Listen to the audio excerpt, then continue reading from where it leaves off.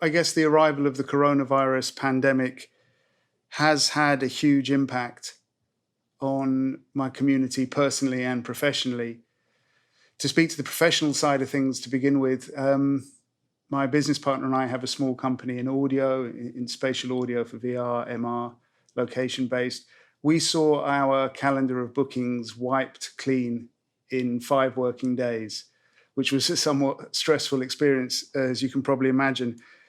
And I think everybody's experiencing the same thing on the social front, in that our lives are completely changed. This new abnormal, to which we seem to have got accustomed pretty quickly, is the new thing. It's a huge disruption. And I think particularly we're based in LA. I'm in LA right now. It's a very content-based town, so there's a huge domino effect. The companies that hire us for productions are stopping those productions. If the production doesn't happen, there's no post-production, where we're also strongly based. You can imagine there's a lot of knock-on effect there. So, a huge, inestimable effect on that front. What goes through my mind first thing in the day? I think I can't really answer that specifically, but what's notable is that it's very different to what used to go through my mind the first thing in the day. Those were usually thoughts of busyness, of perhaps being a little late to be booting up the studio, of having to catch up with 1,000 things, of just wanting to reach that clear part at the end of the day where you see your significant other or you see the couch, you just get that calm time. There's no more rushing. I've got friends whose work is unaffected. They're working from home. They've got a new type of rushed, a new type of manic. But for me, there are aspects of what's going on that is actually quite welcome. I'm rediscovering a pace of life that I maybe haven't known since childhood. We get used to a very frenetic level of activity, which we come to see as normal. And once you step back from that, you see it for what it was, frenetic. It reminds me of that analogy of, if you throw lobsters into boiling water, they make a screaming noise and try to get out.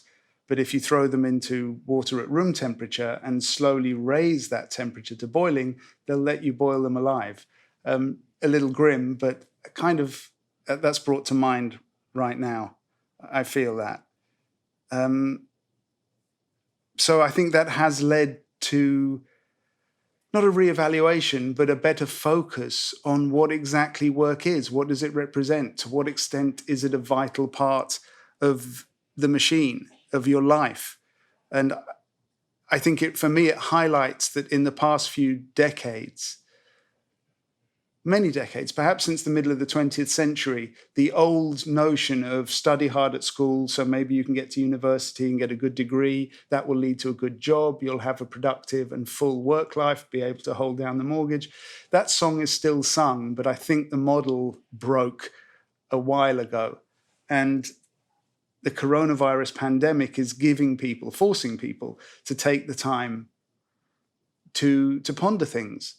And so perhaps the relationship we have with work, with income, with paying bills, when you get a moment like this where you realize the government needs to hand out stimulus checks, or the furlough system as in the UK, that what's most important is financing the individual citizens, because they will pass that on. It's a reminder that we are the distinctive units of a society, not businesses. The smallest indivisible unit of a society is the citizen, and not the place that you happen to go to work. So for me, it's caused not a radical rethink, because I was already on that tip, but it's prompted my mind to go back down those avenues and to consider the notion of work. Do we have the model right? And more importantly, is it a future-proof model? What's the sell-by date on the current system?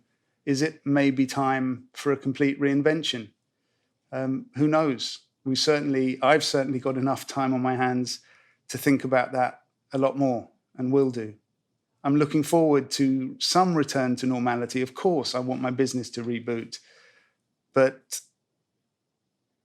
we've got some errors that were built in.